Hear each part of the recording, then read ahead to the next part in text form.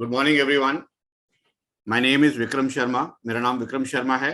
सभी को नमस्कार। देखिए आज का एजेंडा, बिकॉज ये जो सर्कुलेशन आया है नॉमिनेशन का और ईमेल मोबाइल वेरिफिकेशन का जो सर्कुलेशन आया है, आज का जो एजेंडा है वो इसी पे रहेगा।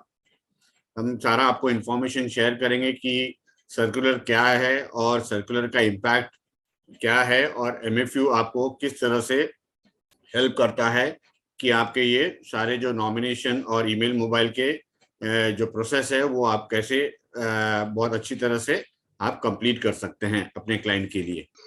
Okay, so let's start. तो ऐसे जैसे सभी को पता है कि 1 अक्टूबर से जो है नॉमिनेशन का जो सर्कुलर आया है फ्रॉम SEBI, तो उसके बारे में मैं आपको विल वर्क ऑन दैट।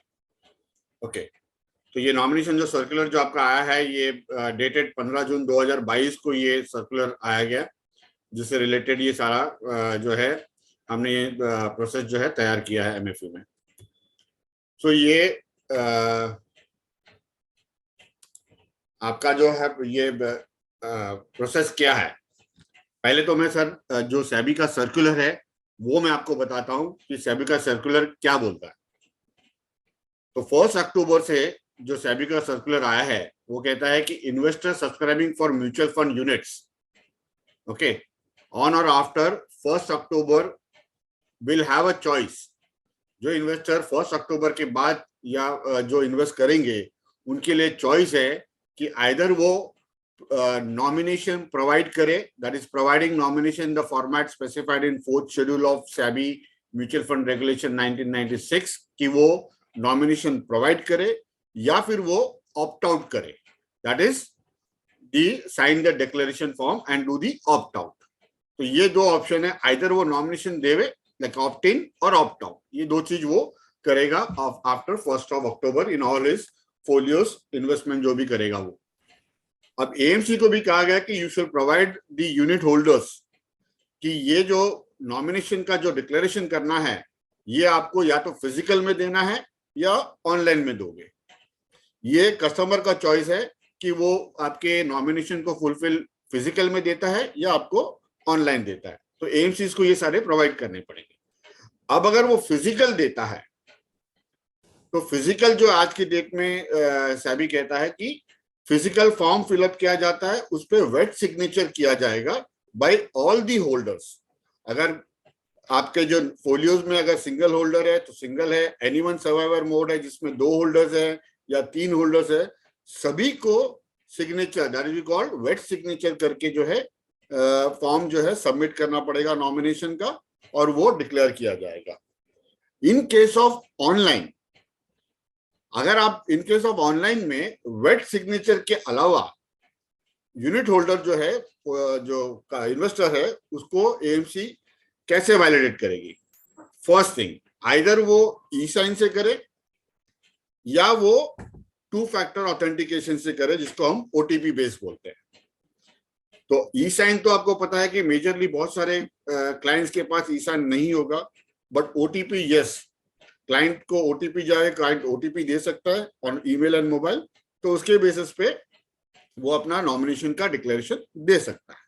तो MFU ने जो है 2 फैक्टर ऑथेंटिकेशन को अपनाया है इंस्टेड ऑफ ई-साइन की तरफ।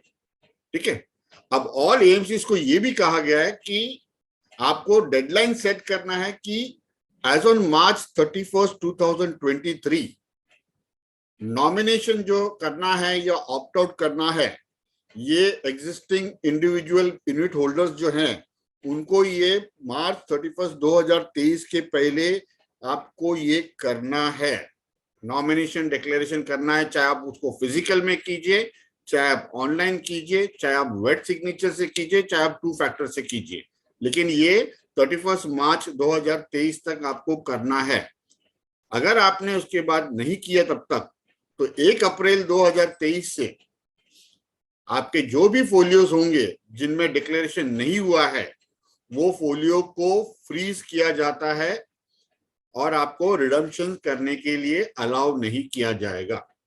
तो ये चीज को ध्यान में रखते हुए सारे नॉमिनेशंस को जो है डिक्लेयर करना है 31 मार्च 2023 के पहले सारे डिक्लेयर होने चाहिए। ये सैबी का रूल है। This is what the SEBI इस स्लाइड में कहा है और इस हिसाब से मैंने आपको बताया।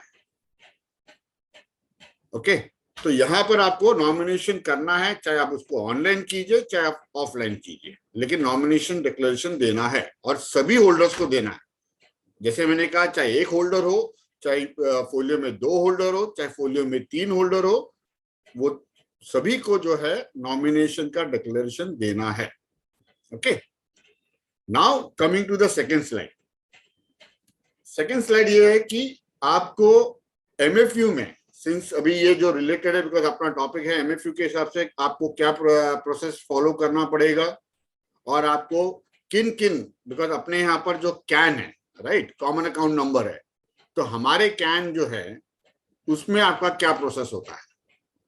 सो all the CAN that are registered prior 1 October 1 October 2022 के पहले जितने भी कैन क्रिएट हुए हैं will be classified as validated can or non-validated can for the purpose of creating new folio।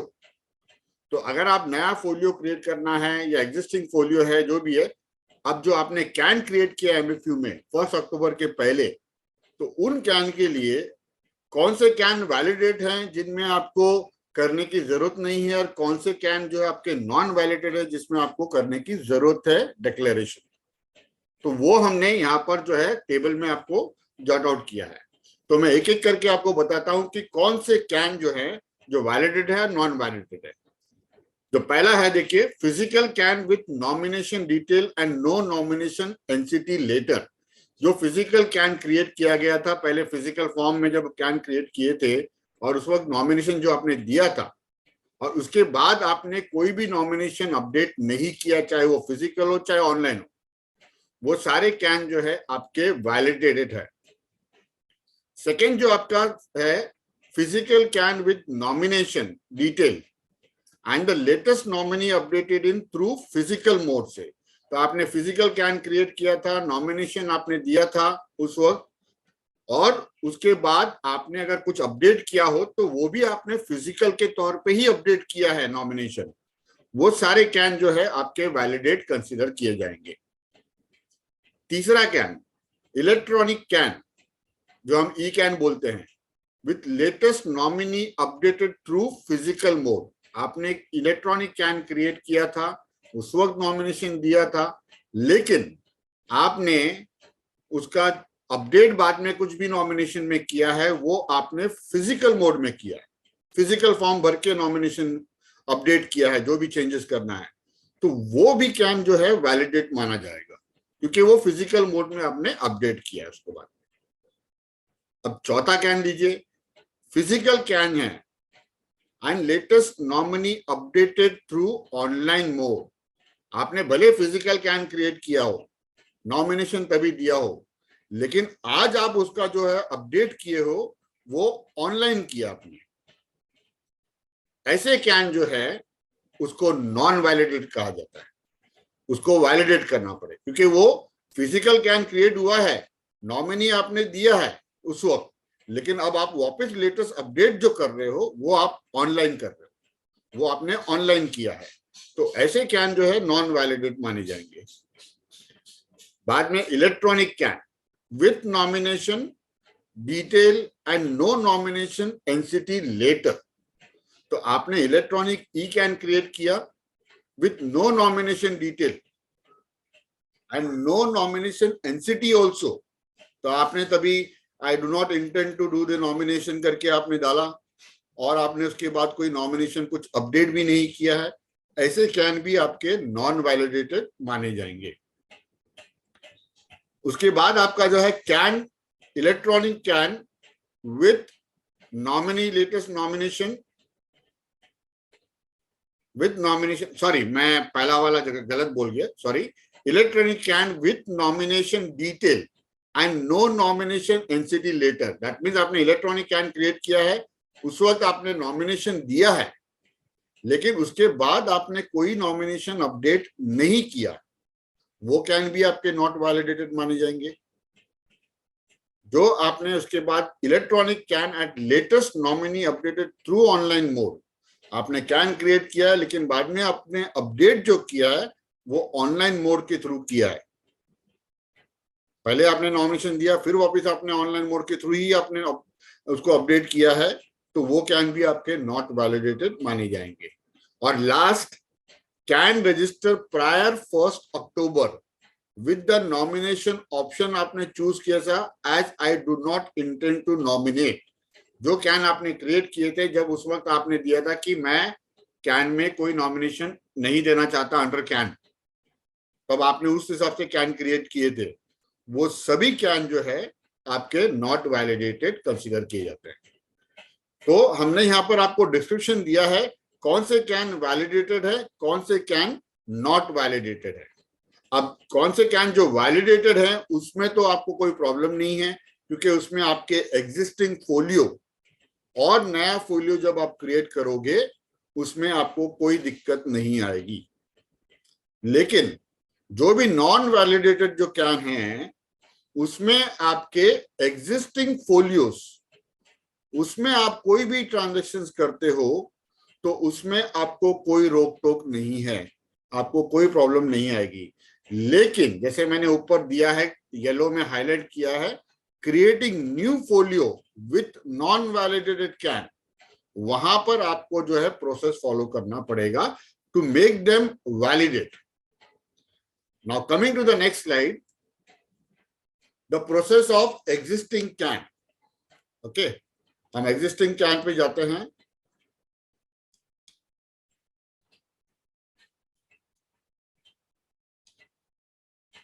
Now, while all the transaction will be accepted under the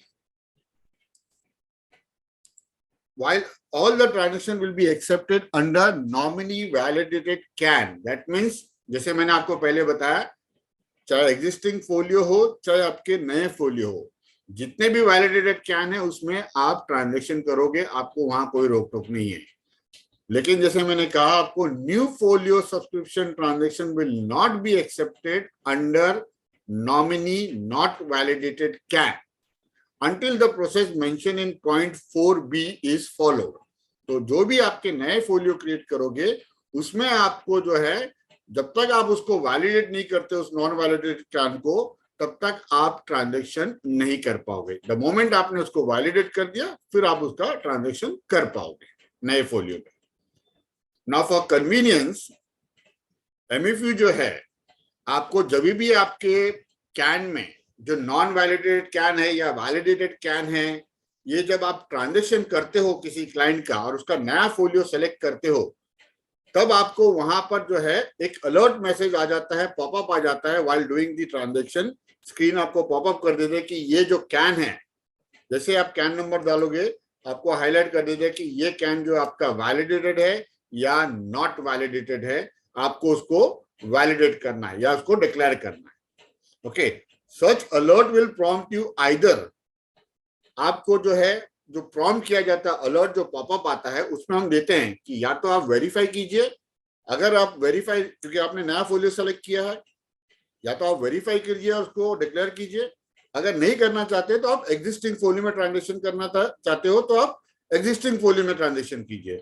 so place transaction in existing folio irrespective of the nominee is validated और not, तो आप existing folio में कर सकते हो। लेकिन अगर आपको नया फोलियो क्रिएट करना है, जैसे मैंने कहा पॉइंट बी में 4b में, जैसा हमने कहा कि ये प्रोसेस आपको फॉलो करना पड़ता है। The process with new folio transaction by completing nominee validation via OTP based two-factor collected from all the holders, CAN holders, considering the availability of nominee detail in CAN। तो जो भी आपको, जैसे मैंने पहले बताया कि आपको नया फोलियो क्रिएट करते वक्त आपको पॉपअप किया जाएगा, पॉपअप करके आप जो है उसको क्लिक करके आपको जो एग्जिस्टिंग नॉमिनी जो है आपको हाईलाइट की जाएगी। अगर आपका नॉमिनी दिया हुआ है कैन में तो वो हाईलाइट करेगा।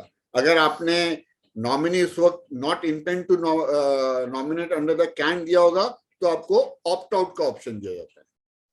ठीक है, तो आप चॉइस करते हैं और अकॉर्डिंगली आप ट्रिगर करते हैं। सो वी से process with new folio transaction bye completing nominee validation via OTP based two factor. तो क्लाइंट को ओटीपी जाता है और collect from all the holders considering the availability of nominee detail. जो भी नॉमिनी डिटेल जो है कैन में, उसके अकॉर्डिंगली आपको जो है होल्डर्स को वेरीफाई करने हैं, सभी होल्डर्स को। अब इसका प्रोसेस जो है मैंने पॉइंट नंबर 4 में जो दिया गया है मैं आपको बताता हूं। The process will be as follow. Upon selecting folio in transaction page, you will be routed to nominee section screen where the existing nominee in the can will be displayed। तो आपके जो existing folio, जब नया folio में आप करने जाओगे, आपको immediately जब आपने select किया उस pop-up को can verify करने के लिए, आपको route किया जाएगा कि आपके can में ये existing nominee वो जो display हो रहा है वो आपको दिखाया जाएगा। और if nominee is available in the can, system will prompt you to select the nominee and trigger the validation link to can holder to complete the two factor। तो आपको immediately आप उसको trigger करोगे और वो आपके client को चला जाएगा वो link for him to complete the two factor authentication। अगर आपने जैसे मैंने कहा if nominee is not available in the can, the system will prompt you to select opt out selection और फिर आप उसको trigger कीजिए ताकि वो client को link पहुंचता है और client जो है वो two factor authentication को complete करता है। Once nominee validation is completed by all the holders, you can initiate order in new folio। तो आपका जैसे वैलिडेशन हो जाएगा आपको नया फोलियो क्रिएट करने के लिए अलाउ कर देगा। Okay, now such validated nominee will be store. जो आप नॉमिनी डिक्लेरेशन देते हैं वो नए फोलियो में, तो आपका वो जो नॉमिनेशन जो है वो स्टोर किया जाएगा। तो व्हेनेवर जब आप फ्यूचर में कोई भी नया फोलियो क्रिएट करोगे उस कैन में क्लाइंट के लिए, जब तक आप कोई फिजिकल रिक्वेस्ट नॉमिनी चेंजेस का कुछ देते नहीं हो, तब तक वो नए फोलियो में आपका ये जो आपने डिक्लेरेशन दिया वो स्टोर रहेगा और आपको नया फोलियो क्रिएट करने में कोई दिक्कत नहीं होगी। Now the fifth point, in case of physical transaction with new folio. अगर आपने फिजिकल ट्रांजेक्शन किया, फॉर्म भरा है, उसमें नया फोलियो आपने डाला है, if can nominee is not validated, the new folio transaction is liable to be rejected by the RTA। अगर आपने फिजिकल फॉर्म लिया उसमें आपने नया फोलियो क्रिएट कर रहे हैं लेकिन आपका कैन अगर वो नॉमिनेटेड नहीं है, वैलिडेट नहीं किया गया आपने, तो वो वैलिडेट नहीं करने की वजह से आपका जो ट्रांजैक्शन RTA रिजेक्ट कर सकता है। तो request all that we need to do the validation before doing the new folio, either physical either online। ये आपका जो है नया कैन जब हम क्रिएट करते हैं, सो MFU में अभी गोइंग फॉरवर्ड 1 अक्टूबर के बाद जो आप नया कैन क्रिएट करोगे क्लाइंट का, तो हमने उसी में आपको टू फैक्टर का जो है हमने प्रोसेस दिया है। तो in case of electronic can जब आप क्रिएट करते हो 1 अक्टूबर के बाद, नॉमिनेशन रजिस्ट्रेशन करना या ऑप्ट आउट करना, ये जो वैलिडेट करना है सारे कैन में, ये आपको टू फैक्टर ऑथेंटिकेशन प्रोसेस से कंप्लीट करना पड़ेगा। ये जब आपका कैन, जब आप डिस्ट्रीब्यूटर एज एन RI जब आप कैन क्रिएट करते हो अपने क्लाइंट के लिए, तो आपको वहां पर नॉमिनेशन जो है ट्रिगर करने का ऑप्शन दिया जाता है। वो आप ट्रिगर कीजिए, वो ट्रिगर करने के बाद आपके क्लाइंट के पास चला जाता है और क्लाइंट जो है उसको अपडेट जो है करता है और करने के बाद आपका जो कैन जो है अप्रूव होता है। जब तक वो अपडेट नहीं करेगा तब तक आपका कैन होल्ड पे रहेगा। तो यहाँ पर आपका जो है आपको यहाँ पर दिया जाता है कि in case of electronic registration, the nomination registration opt out can be validated bye all the holders through two factor authentication process till the validation is completed by all the holders, the can registration will be on hold.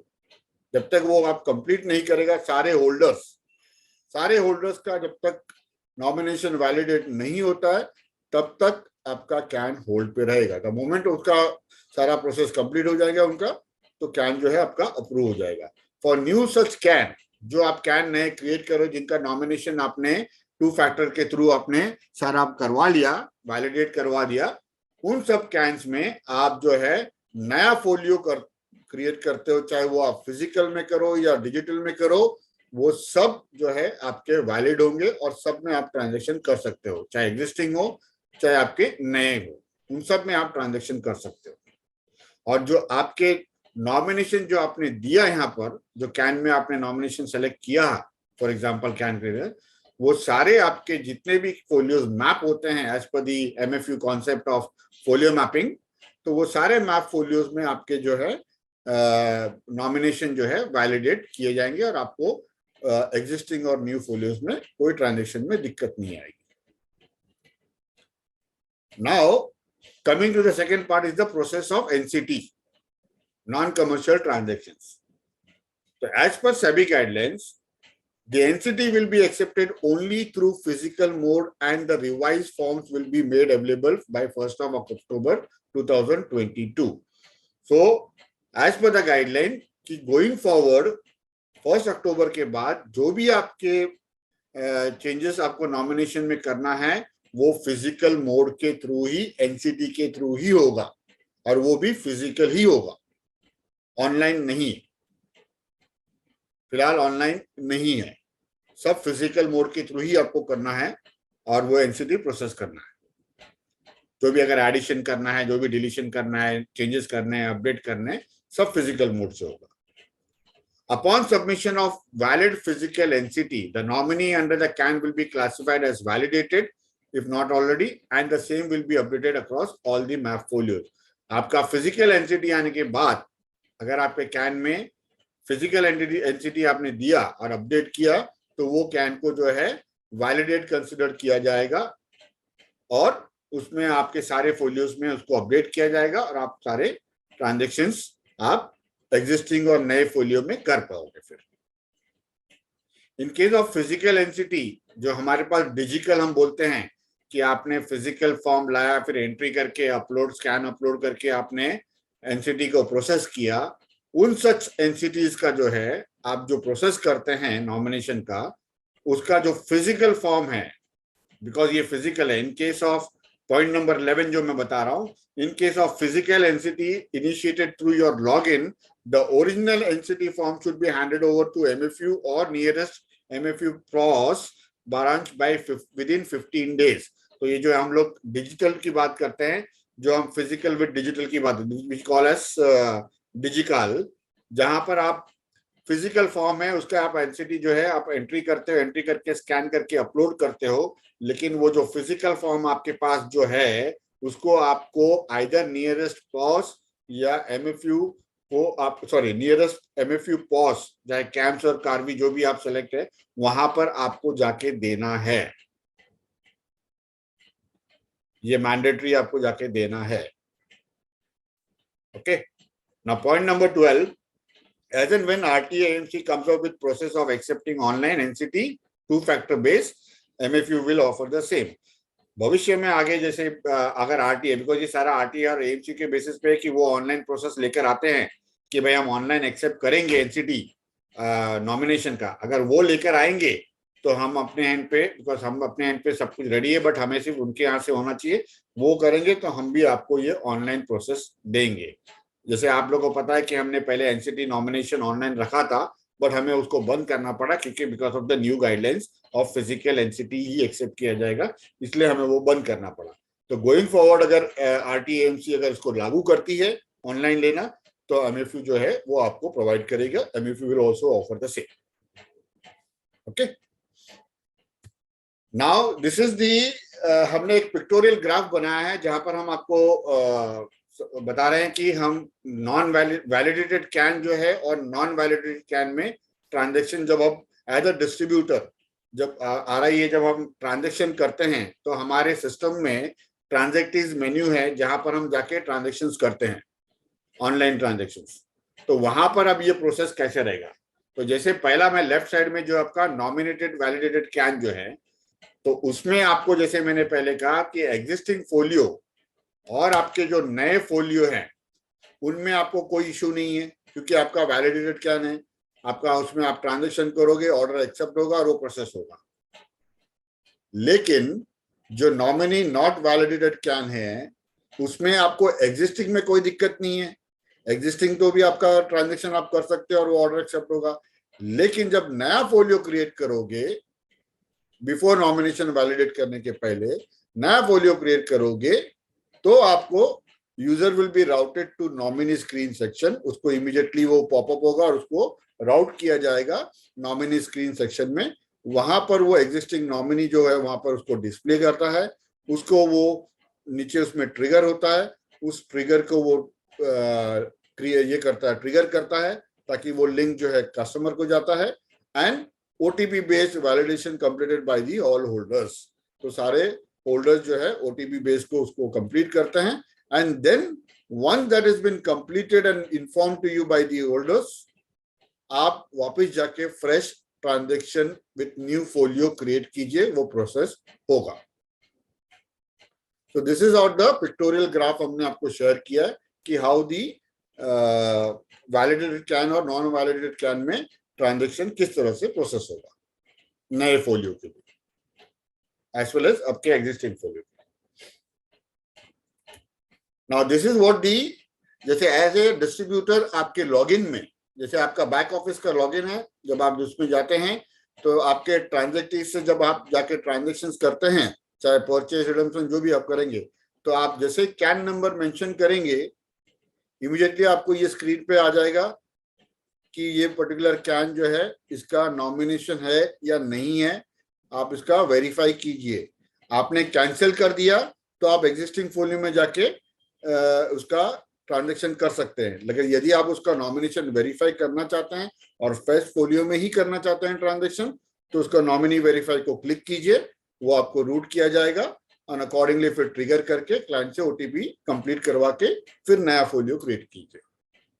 तो ये आपका screen जो है वो बताता है कि आपको किस तरह से हाईलाइट किया जाएगा।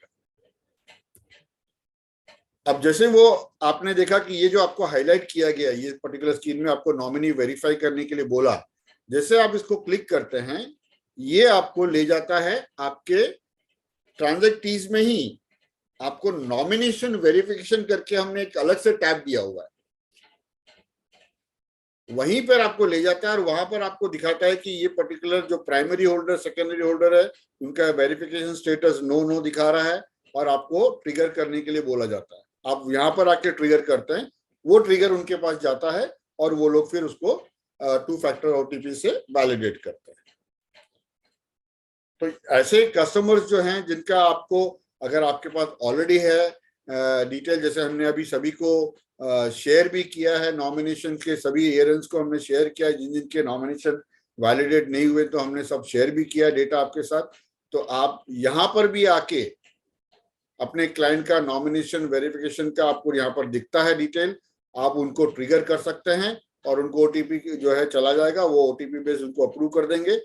बेस्ड ऑन दैट आपको यहाँ पर सारा अप्रूव हो जाएगा, फिर आपको नया फोलियो क्रिएट करना है। तो ये एक्सरसाइज आप पहले भी स्टार्ट कर सकते हैं, not only while doing the transaction, ये आप पहले भी अपने एंड पे एक्सरसाइज स्टार्ट कर सकते हैं और अपने सभी क्लाइंटों का आप नॉमिनेशन वेरीफाई करवा सकते हैं under the cap. Okay, now once you trigger this, client को कैसे मेल कंफर्मेशन जाता है वो हमने दिखाया है और उसमें हमने हाईलाइट किया है कि आपका नॉमिनेशन का जो है आपको वहां पर स्क्रीन आएगा, लिंक आएगा, लिंक को जब आप क्लिक करोगे तो क्लाइंट को ओटीपी आएगा। अब ये देखिए ओटीपी जो है प्रीफिक्स हमने आगे ऐड किया है और उसके बाद ओटीपी नंबर जो उनको आता है वो अकॉर्डिंगली वो ओटीपी नंबर यहाँ एंटर करते हैं और वैलिडेट करते हैं। ठीक है, अब जो आपने ये लास्ट लाइन नोट देखिए, नॉमिनेशन वेरिफिकेशन जो है वो सिर्फ इंडिविजुअल क्लाइंट्स के लिए लागू है, माइनर और नॉन इंडिविजुअल क्लाइंट्स के लिए नॉमिनेशन का सर्कुलर लागू नहीं किया गया था। So it is not valid for minor and non individual, सिर्फ इंडिविजुअल कस्टमर्स है उन्हीं पे नॉमिनेशन का वेरिफिकेशन का सर्कुलर लागू किया गया है अब तक। Okay. Now coming to the email mobile verification, ये भी आप लोगों को पता है कि सब ईमेल मोबाइल वेरिफिकेशन के आज सभी को इंफॉर्मेशन आ रहे हैं, चाहे वो एएमसी की तरफ से भी आप लोगों को इंफॉर्मेशन आ रहे हैं कि भी आपको ईमेल एंड मोबाइल नंबर सबके वेरीफाई करने हैं ऑल दो सब।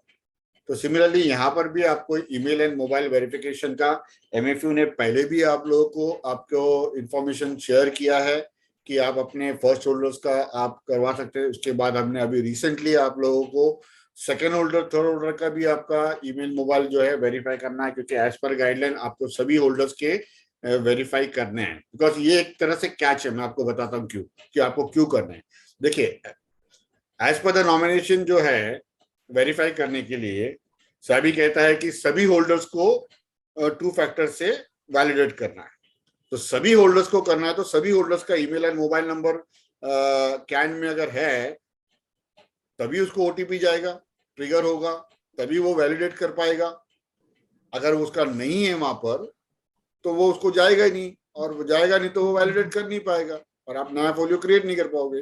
तो यहां पर आपको आपका ईमेल मोबाइल वेरिफिकेशन भी होना जरूरी है, उसके बाद आपका नॉमिनेशन होना भी जरूरी है। तो आपको ईमेल मोबाइल भी आपको अपडेट करना है, चाहे कितने भी होल्डर्स हो, फर्स्ट होल्डर हो, सेकंड होल्डर, थर्ड होल्डर, सबका ईमेल मोबाइल आपको जो है अपडेट करना है, जिसको हम डिक्लेयर बोलते हैं, नॉमिनेशन डिक्लेरेशन करना है। सिमिलरली वो करने के बाद ही आपके जो नॉमिनेशन के जो हैं वो भी डिक्लेरेशन होंगे। So it is like SEBI has played, बोलते हैं ना, एक तीर दो निशाने, कि हमको ये भी करवाना है आपको और ये भी करना है आपको, दोनों चीज करना है। तो ये सारी चीजें जो है आपको प्रोसेस जो एक्सरसाइज फॉलो करना है फॉर डूइंग दैट। तो जैसे आपके ईमेल मोबाइल जो आपको वेरीफाई करना है तो वो आपको पेंडिंग तौर पे दिखाया जाएगा और आप उसका जो है वैलिडेट कर सकते हैं। नाउ ये आपको हमारे वेबसाइट पे भी हमने जो है आप लोग को ये प्रोसेस दिया है, just to share you like कि हमने मोबाइल आपको वेरीफाई करने के लिए, मैं जस्ट मेरा साइट शेयर कर रहा हूँ एक बार। यहाँ देखिए, मैंने अपना MF यूटिलिटी का, ये हमारा MF यूटिलिटी का वेबसाइट है। तो यहाँ पर हमने आपको validation of nomination registered under can हमने यहाँ पर भी आपको दे रखा है। आप यहाँ पर भी जाके आप अपने क्लाइंट्स का कैन अपडेट पुट अप करके आप जो उनका नॉमिनेशन डिक्लेयर कर सकते हैं। सिमिलरली हमने कॉन्टैक्ट डिटेल का भी आपको दे रखा है यहाँ पर, कि आप अपना कॉन्टैक्ट डिटेल भी क्लाइंट का जो है यहाँ से वेरीफाई कर सकते हैं सभी होल्डर्स के लिए। तो ये आपको यहाँ पर दिया जाता है। जब भी आप इसको क्लिक करेंगे आपको यहाँ पर कैप्चा कोड पुटअप करने के लिए बोलेगा, और अकॉर्डिंगली आप पुटअप करके जो भी आपके जितने भी आपके कैन के बेसिस पे आप उनका जो है nomination validate email and mobile number जो है उनका डिक्लेयर करवाइए। यहाँ पर आपको कैन नंबर मेंशन करना है, PAN number, date of birth. इसका हमने लिंक आपको, बिकॉज हमने रिसेंटली आपको मेल भी किया था जिसमें हमने आपको ये URL का लिंक भी दिया है, जो आप यहाँ पर ऊपर देखते हैं। वो URL जो है यहाँ पर, जो यहाँ पर ऊपर जो URL है, ये URL का लिंक भी हमने आपको शेयर किया है। आप चाहिए तो इसको सेव करके रख सकते हैं। कोई भी क्लाइंट है उसको फॉरवर्ड कर दीजिए, आपके उनको बोलिए कि आपका ईमेल मोबाइल डिक्लेरेशन कर दीजिए, तो वो आपका ईमेल मोबाइल डिक्लेरेशन हो जाएगा। आपका ईमेल और मोबाइल दोनों चीजें हो जाएंगी वाया OTP के थ्रू।